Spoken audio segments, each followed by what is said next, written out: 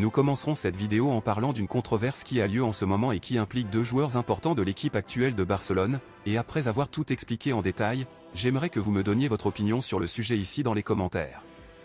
Eh bien, il s'avère qu'il a été confirmé que Barcelone avait réellement l'intention d'envoyer Ansu Fati dans un autre club lors de la prochaine fenêtre de transfert, soit par le biais d'un prêt, soit d'une vente pure et simple, et avec cela, beaucoup se demandent automatiquement en ce moment si un nouveau joueur sera le nouveau numéro 10 de Barcelone si Ansu Fati part réellement.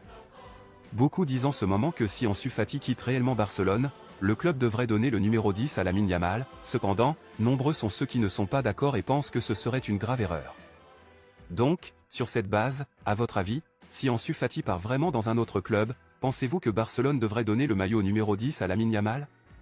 Laissez votre avis ici dans les commentaires.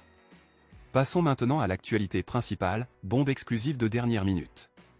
En plus d'Ansu Fati, d'autres joueurs diront probablement également au revoir à Barcelone, et aujourd'hui, il a été confirmé qu'un joueur considéré comme important par beaucoup ne continuera probablement pas à Barcelone pour l'année 2025, ce qui a rendu triste de nombreux fans des culés.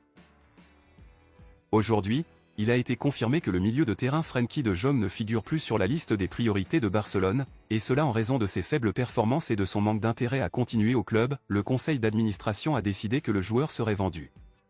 De Jong ne traverse pas un bon moment dans sa carrière, où le joueur lui-même a déclaré que sa santé mentale était actuellement ébranlée. Compte tenu de cela, le joueur pourra dire au revoir à Barcelone lors de la prochaine fenêtre de transfert, où des clubs comme Manchester United et le PSG meurent d'envie de recruter le joueur en ce moment, et selon les informations, Barcelone s'attend à recevoir une valeur supérieure à 60 millions d'euros pour le joueur.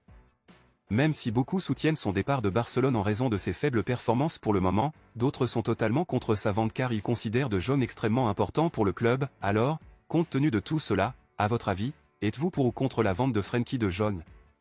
À combien pensez-vous que Barcelone devrait le vendre? Dites-le moi ici et je lirai votre commentaire, je vous verrai dans la prochaine vidéo.